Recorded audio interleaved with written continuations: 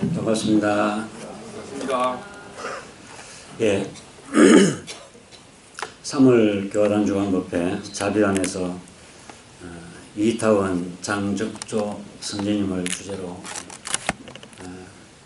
열심히 준비해 주셔서 대단히 감사합니다. 박수 한번 보내드릴까요?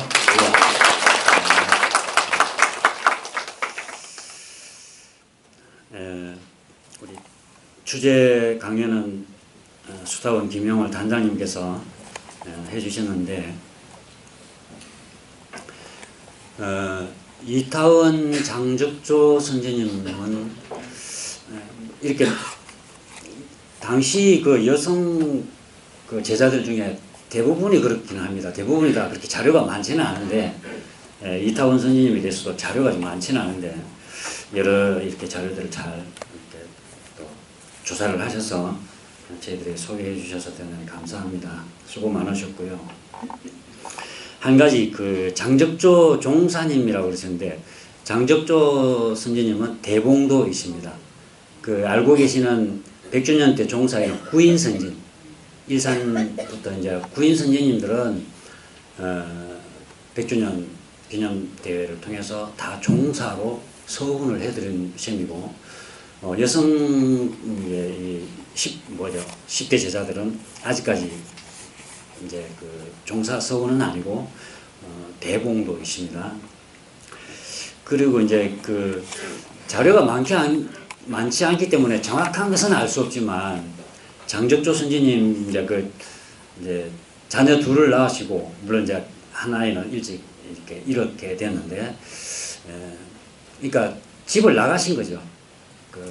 근데 집을 나가신 이유에 대해서 우리 수다원님은 아마도 큰 아이를 잃은 슬픔이나 어떤 좌절감 그런 게 아닐까 하는 생각을 했다고 그러는데, 아마 그런 부분도 있었을지는 모르겠는데, 근데 장적조 선생님은 이제 많은 이제 교사를 연구하는 이제 그 연구자들도 그렇고, 저도 이제 한번 장적조 선생님에 대한 내용들을 한번 보니까 또 그런 것보다는 장적조 선생님은 여러 종교를 섭렵하셨어요.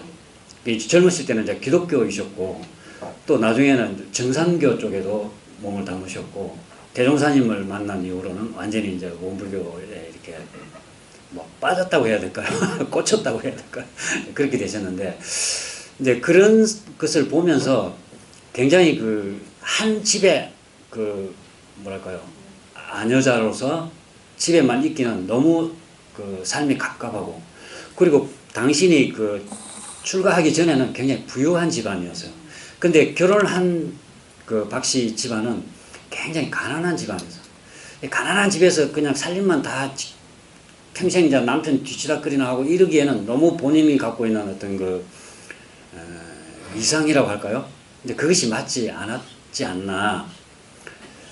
이분은 그냥 장부, 그러니까 대장부다 이렇게 표현도 하고 그러는데, 한 단적인 예를 들면, 대종사님을 만난 이후 그 당시가 일제니까 일본 순사들한테 많이 몇 번 불려가기도 하고 그러잖아요. 그러니까 일본 순사들이 대종사님 앞에 버릇없다고 해야 될까요? 예의 없이 대하면 일본 순사 목을 멱살을 잡고, 니 죽고 나 죽자. 네가 지금 이게 어떤 양반인데 그러면 그 멱살을 잡고 흔들었다는 일화가 있어요. 그만큼 아무튼 장부이시고, 수다원님도 잠깐 말씀하셨는데, 보천교라고 그 당시에는 보천교 교주가 조천자라고 이제 일컬어지는, 그 당시에는 굉장한 교세를 갖고 있던 종교였습니다. 근데 조천자의 이제 고모가 되는 분이 조창환 선진, 이제 원불교 선진님이신데, 그 조창환님을 이제 입교를 시키고, 그거로 인해서 조천자의 어머니까지도 다 쉽게 말하면 보천교의 심장부를 원불교로 지금 개종을 시키려고 그러신 거예요. 그게 대종사님께서 말리셨어요. 거기에 대해서. 바람을 불릴 때 가서 불려야지. 아까 장풍이라고 했다 그러잖아요. 네가 아무 데나 가서 그렇게 바람을 불리면 되냐. 근데 얼마 후에 보천교가 완전히 일제의 뭐랄까요,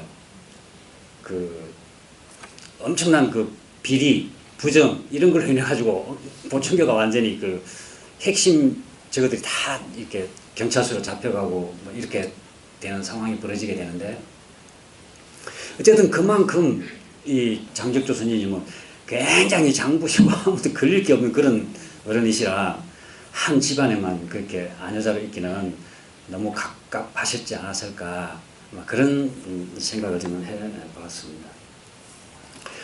그리고 이제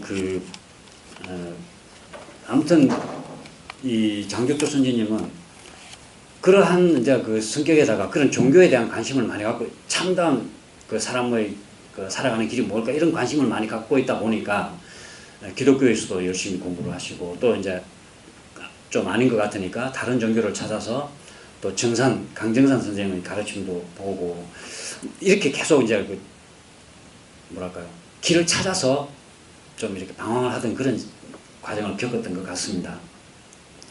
그러다가 대종사님을 뵙고 대종사님의 가르침을 듣는 순간 이것이 바른 길이구나, 이제 그런 이제 믿음이 확실히 쓴 거예요. 그러다 보니까 그걸 알리기 위해서 사방천지로 다니면서 이제 이렇게 교화를 하시게 되는데, 그렇게 무턱대고 교화만 하신 게 아니고 공부를 많이 하신 거예요, 이분이. 이제 대종사님 원기 16년인가요? 그때 이제 그 6대 요령이라고 하는 최초의 원불교 이제 체계가 잡힌 교서가 나오게 되는데, 거기에 보면 지금 정전과 거의 비슷한 이세모요도, 공보요도, 사원사요, 삼합파조 이런 내용들이 다 틀이 다 잡혀 있습니다. 근데 그걸 들고 다니면서 이제 교화를 하게 되는데, 장적조 선지님은 부산교화의 시초입니다. 우리 영남교화의 시점, 부산교화뿐만 아니라. 그래서 맨 먼저 처음에는 본래 통영이 집이시거든요. 통영을 통해서 그 대구를 교화를 하려고 하셨어요. 근데 이제 그게 잘 안 돼서 부산으로 가게 되는데, 마침 부산에는 당신 이제 그 통영이 이제 친정이니까 아는 집안에 누군가가 그 부산에 있어가지고 그걸로 인해서 이제 부산에 가면서 이제 교화를 시작하게 되는데, 그 중에 이런 예화가 있습니다. 그 부산에 이제 하단 지부 그 이제 초대 지부장이 되시는 분이 양원국 이제 우리 선지님이신데, 그 양원국 선지님의 따님이 훈타원 양도신 종사님이라고 우리 교단에는 큰 이제 스승이십니다. 근데 그 양원국 선지님을 교화하시는 이야기를 들어보면, 이 양원국 선지님은 어떤 분인가 하면 굉장한 불자예요. 그래가지고 절에도 열심히 다니고 불자이신데, 한 번은 뭐 스님이 술을 마시는 거 보고 마음이 틀어져가지고 절에 안 가게 됐다고 그런 이야기도 있고 그러는데, 어쨌든 굉장한 불자이신데 매일 아침 천수경을 몇 독씩 하면서 당신 평생 나는 천수경을 10만 독을 하겠다, 그런 서원을 세우시고 공부를 할 만큼 굉장히 불교에 심취해 있는 그런 분이셨는데, 이제 그 양원국 선생님의 이제 부인이 이제 이성주아, 나도 본명이 이성주아라고 이제 본명을 받으셨는데, 이제 그쪽으로 이제 이렇게 장적조 선생님이 이제 교화를 하시게 되어서 이야기를 들어보니까 이제 당신 남편한테 꼭 이제 이렇게 교화를 하고 싶거든요. 이런 가르침을 전달하고 싶거든요. 매번 이야기를 합니다. 이제 그 이성주아님이 양원국 선생님한테 이런 사람이 이렇게 한번 만나보자. 그렇게 매번 하다가 무슨 처음에는 더욱이 또 이제 여자라고 하니까, 그 당시에는 여자에 대해서는 좀 이렇게 약간 천시했다고 할까요? 무시했다고 할까요? 남자들은 그랬잖아요. 근데 그러다가 하면 이제 그럼 한번 몇 번 이야기 하다 보니 그럼 한번 이야기나 해보지. 그래서 이야기를 하는데, 당신이 지금까지 읽고 있던 그 천수경이 쉽게 말하자면 말도 못 꺼내는 거예요. 천수경의 모든 내용이 아주 쉬운 그 6대 요령을 가지고 설명을 하시는데, 결국 우리가 사람이 살아가는 길이 뭐냐. 이세모요도, 공부요도를 딱 요령 잡아서 이야기하니까, 그 불경은 좀 딱 요점 잡아 이야기하기가 쉽지 않잖아요. 그러니까 그게 완전히 감복을 하죠. 그렇게 해서 이제 이 장적조 선생님이 익산에 소태산 이제 생불님이 계시다, 한번 모셔서 이제 이렇게 법문을 받들자 해가지고 대종사님이 처음으로 부산 출장을 가시게 되고, 거기서 뭐 100몇 명이 입교를 하게 되고 이제 그런 그 공부를 이제 공부 교화가 진행이 되는 거죠.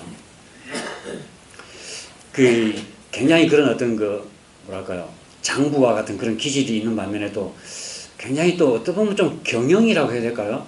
이제 당신 아들 하나 나중에는 그 아들 두고 집을 나왔지만 나중에는 다시 친정으로 찾아가서 당신 아들을 데리고 나옵니다. 그 이제 그 남편으로부터는 내가 실컷 키워놨더니 아들 데리러 간다고 데리고 가려고 한다고 그 막대기 몽둥이 들고 막 찾아다니고 그랬대요. 근데 그 아들을 데리고 나와서 총부에 오게. 그 총부에 한참 살게 돼요. 그 아들이 방 노신 이제 처음에는 쉽게 말하면 출가처럼 생활하시다가 이제 마땅치 않아가지고 이제 부산에 가서 이제 살게 되는데 그 이제 며느리를 자기 아들 하나니까 그 아들을 좀 잘 네트워크 연결 후 다시 시도하세요. 아들을 잘 보필할 수 있는 그런 며느리를 하나 구해야 되겠다 해가지고 이분이 이제 그 박물 장수 장사를 하니까 그런 네트워크가 좀 있는 모양이죠. 상업 쪽에. 그래서 부산의 그 부림시장에 뭐 가장 큰 뭐 포목집 그 사장님의 딸을 이제 당신 아들 며느리로 삼은 거야. 워낙 이제 언변도 있으시고 그러셨던가 봐요. 그리고 이제 그 6대 요령의 바탕에서 대종사님 법의 바탕에서 그 뭐랄까 바른 법을 누구나 설득시킬 만한 감화시킬 만한 그런 법을 쓰라고 그러니까 손금을 잘 보셨대요. 손금 봐준다고 하면서 당신은 이렇게 살아라 하는 그 답이 다 6대 요령. 그렇게 해서 이 집은 맡겨도 되겠다 아마 그렇게 생각했던 모양이죠. 딸을 그렇게 해서 이제 아마 그 당신 그 사돈 내 힘을 얻어서 아마 사업을 하시게 돼요. 해운업을 하시게 돼요. 아들이 그렇게 해가지고 청진에서 이제 또 이렇게 해운업 그 사업 관계로 청진에 있게 되고 하니까 이제 청진에 가 있으면서 북방교화를 개척하게 되는 그런 또 기원이 되고 그렇습니다. 아무튼 장직조 선지님은 그런 그 뭐랄까요 장부와 같은 그런 기질 거기에다가 대종사님에 대한 철저한 믿음과 어떤 그 공부심 이런 것으로 정말 3대 여걸이라고 하는 그런 평을 받으실 만큼 교단에 큰 공을 세우신 초기 여성 그 제자가 아닌가 그런 생각이 들었습니다. 오늘을 계기로 또 이타원 선생님에 대해서 다시 한번 저희들이 그 감사와 또 저희들이 그 뜻을 이어받을 수 있도록 함께 마음을 새겨보면 좋겠습니다. 우리 자비단 김정인 님이 설명기도 입교하신 지가 지금 얼마 되셨죠? 예, 입교하신 지가 얼마 되지도 않으신데 지금 내용이 너무 좋았어요. 예, 우리 그 교리나 우리의 이거 그 마음 신념이나 이런 것들을 전혀 엉뚱소리가 아니고 마치 우리 교리를 잘 알고 오랫동안 공부했던 사람처럼 그 좀 그 신고문을 참 작성해 주셔서 예, 수고 많으셨고요. 공부담 안경화님 해주시는데 저는 이제 그런 과거에 언제부터 원불교하고 인연이 되고 이런 내용을 잘 몰랐는데 오늘 이야기를 듣고 보니까 그 전에도 왠지 그 뭐랄까 좀 내공 같은 게 느껴지는 우리 그래서 뭐 이렇게 여러 가지 뭐 친정 어머니 있으시고 해서 지난해까지는 교당에 자주 이렇게 나오시지는 못하셨지만 뭔가 좀 내공이 있다 그렇게 느꼈었는데 오늘 말씀을 들어보니까 역시 그 오랜 연륜이라고 하는 게 우리 가랑비에 옷 젖는다고 교당에 이렇게 꾸준히 다닌다고 하는 자체가 굉장한 그 힘이 쌓이는 거구나 하는 것을 느끼게 되었고 그런 중에서도 굉장히 그 속 깊은 공부를 하고 있구나 하는 걸 느꼈습니다.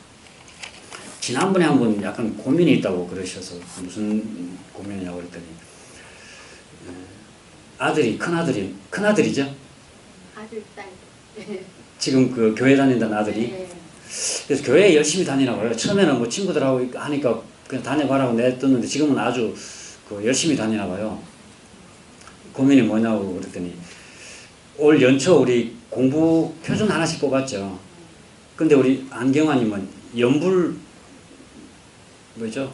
매일 연불? 네, 연불하기를 뽑았대요. 그래서 집에서 그 이제 유문형 표준을 가지고 이제 방에서 이렇게 연부를 하고 있으면 아들이 옆에 와가지고 성경을 막 읽는데요.